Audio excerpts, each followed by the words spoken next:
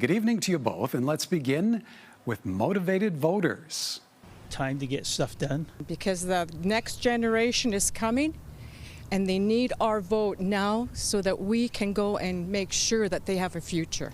Voters heading to advance polls this week for one of three provincial by-elections, June 23rd, two in Edmonton, including the riding where NDP leader Najib Jutt hopes to win a seat, and the third, Olds Didsbury Three Hills. Najib, how hard do you see Najib Jutt having to fight for Edmonton Strathcona? He's certainly taken a degree of heat of late over poor polling numbers.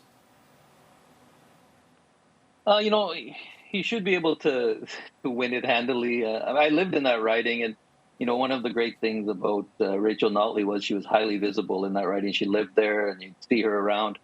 And I don't think you're going to have the same effect with Nenshi, which I have an issue with candidates, but we'll talk about that more later. Swooping in on guaranteed ridings just so they can win it without actually representing that riding, living in that riding. Canvassing in that riding. I mean, they'll do some photo ops, but, I think that really our elected representatives should represent the community. Brendan, how close a race do you expect in Edmonton Ellersley, especially considering a former progressive conservative MLA is now seeking that seat for the UCP? Could this be the breakthrough the government is looking for in Edmonton? Yeah, I think of the three by-elections, this is the one to watch where it's hard to predict and we don't really know what the outcome is. It'll probably be a close race. And so I think, the UCP has sensed that, and, to have a seat in Edmonton, which is from the last election was all NDP territory, I think would give them more of a claim that, we represent all parts of the province. And so I think they've targeted it and see it as a potential win. And it's in the suburbs, right?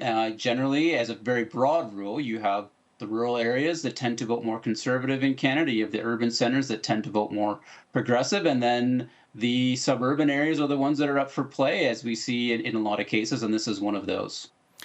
Najib, what are you watching for in Olds Didsbury Three Hills, especially with a separatist candidate grabbing plenty of headlines in that by-election? Yeah, I think that one's going to be interesting, right, with this Republican Party. I've had a few people say to me, we have a Republican Party in Alberta. So I think, people are going to be interested to see how they do. They'll strip some votes, I'm sure, from the UCP. I can't see them doing, that well. New parties and tiny parties don't tend to do well in elections. But I mean, it is a by-election, and you can move the needle a little bit during a by-election. Brendan, how consequential are the outcomes of these three by-elections? What kind of stage do they potentially set for the second half of the UCP's current term in government? I think partly, when there's maybe not as much news going on, getting closer to the summer, we do tend to focus on these a lot in terms of news and analysis. But at the end of the day, I don't know. I think it's a problem to read too much into by-elections because they're a totally different thing than the regular election. The general election is 2 years away. And maybe we'll talk about this in a second, but we saw in the federal election that, the Conservatives at the federal level, they were winning in the polls for 2 years. And then all of a sudden, things changed, right? Leader changed, external circumstances changed. And so to try to predict what by-elections mean for a general election 2 years from now, I think is not a great idea. And in Canada, elections matter. Everyone pays attention for those 30 days in a way that they don't during the regular time and even during by-elections where we're not paying as close attention. All right. Well, on that note, speaking of by-elections, an Alberta MP has officially resigned, paving the way for Pierre Poilievre to run again.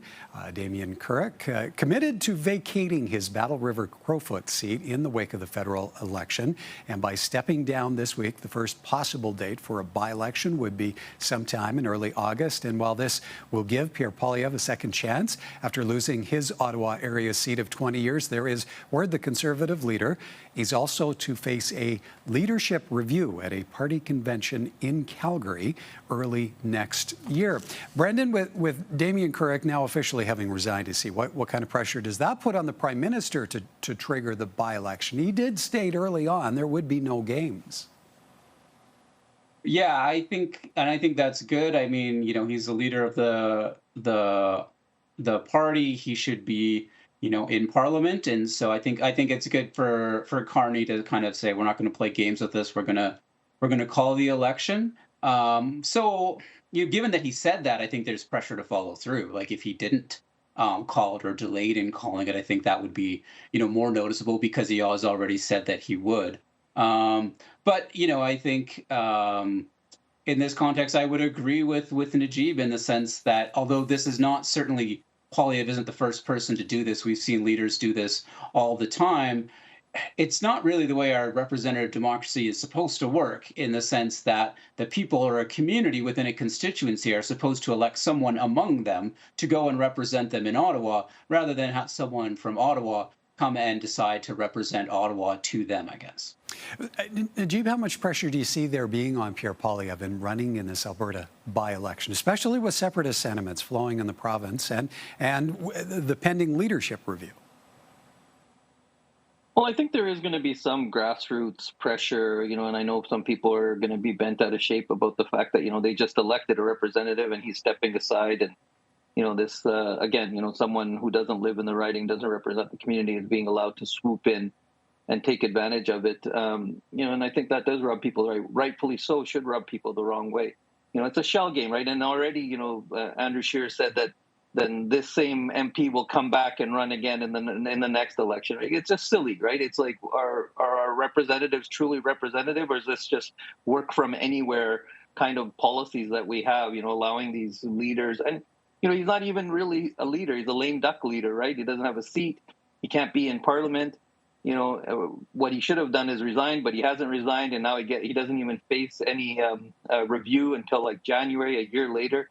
It's all just silly nonsense. I thought the Conservatives, one of the things I used to admire about the Conservatives, they were, if you lost an election you're supposed to win, you're out. They did that with Scheer, they did that with O'Toole, but somehow, for some reason, Poilievre's being allowed to stick around for almost a year after he not only lost an election he was forecasted to win for over a year, but lost his own seat that he'd won 7 times. If that hasn't spoken, if that's not voter speaking and democracy speaking, I don't know what is. Brendan, that leadership review, still several months away, but how consequential a review do you expect it to be, and how much effort will Pierre Poilievre need to put into the lead-up? Yeah, I think there's 2 ways of looking at it, right? There's the way that Najib talked about that, they were ahead in the polls. They weren't able to pivot when Trump and tariffs became the major issue, and they didn't have, the breakthrough and the victory that they were looking for. But of course, Poilievre can spin it the other way. He can say, look, I increased our share of the popular vote. We won some seats in Ontario and Southern Ontario, which is a place that, the Conservative Party has been looking at for a long period of time as a path to electoral victory. And my sense is, I'm not privy to sort of, some behind the scenes conversations, but there hasn't been a lot of noise from caucus or anything like that. And so that would tell me that he's not going to he's going to be on fairly solid ground in this leadership review, barring anything happening before, January that changed things. So I don't think a lot. I think seems to be a sense, although there's been some, dissent between sort of the Ontario progressive conservatives and sort of that wing of the movement. But all in all, I think he seems to have caucus behind him still, and they're willing to give him another chance, given what he has been able to do with the party since he became leader. While the G7 summit in Kananaskis wrapped up Tuesday with no major agreements, here's what the Prime Minister had to say on support for Ukraine. We are resolute in pursuing all options to maximize pressure on Russia, including financial sanctions. Agreed. That we recognize that Ukraine alone has committed to an unconditional ceasefire. Agreed. And that we all agreed that Russia must do the same. There we go. Just one of the issues dealt with during the 2-day summit. The Prime Minister also held bilateral meetings with several world leaders, including Donald Trump, who departed early. The two agreed to a 30-day timeline on reaching a new economic and security relationship. Najib, no joint statement from the leaders, no major agreements. So how successful a summit was it? I think it was successful. I think it's important for world leaders to get together, especially these days, to talk and to build those relationships. I think these kinds of meetings are important in that regard. But I think, yeah, any real results, any real decisions being made are, not usually likely.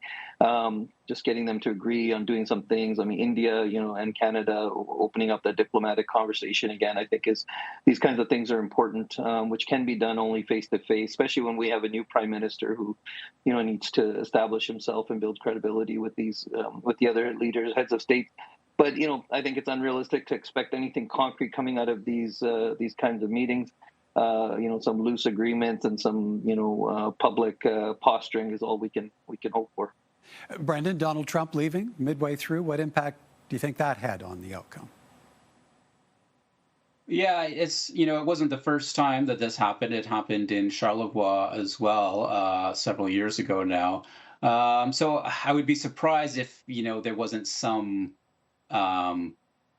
planning or some awareness that this could happen. But certainly it's not particularly helpful because, I mean, this is, one of the questions is, do multilateral forums like this continue to have importance, continue to be relevant in a world where we're focusing more on states that are like globalization is kind of being questioned and nationalism and protectionist policies are emerging. And so, in international relations theory, we're really asking the question of whether there is a sort of an international order that affects how states act, or is it really just always states out for themselves and they only cooperate when it's in their self-interest? And so, Trump leaving signifies that, this isn't something that's a priority for him. And therefore, I think it does question sort of like how much of an impact it can actually have. Najib, from that limited engagement with Donald Trump to playing host overall, how do you think the Prime Minister fared? I think overall he did well, as he tends to do in these kinds of situations. He did over well as the host. Whether Trump left because of the conflicts in the Middle East, or whether he was offended because Prime Minister Carney cut him off one time during when he was speaking. You never know with Trump. Trump is Trump. He's going to do what he wants to do. I'm not surprised that he left. Again, he doesn't seem to put a lot of importance on these type of meetings. He made his appearance and then left for whatever reason. But I think our Prime Minister fared well. Brendan, where does Mark Carney's performance in Kananaskis leave him politically here on the home front?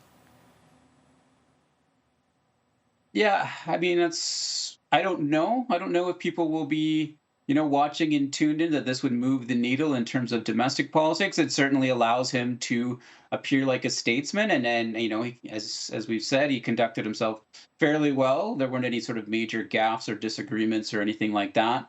And so it allows him to show himself as a statesman, someone who can put forward Canada's interests. And I will say a lot of the issues are issues that maybe not the big ones, but some of the other ones, there was an agreement or a statement on wildfires.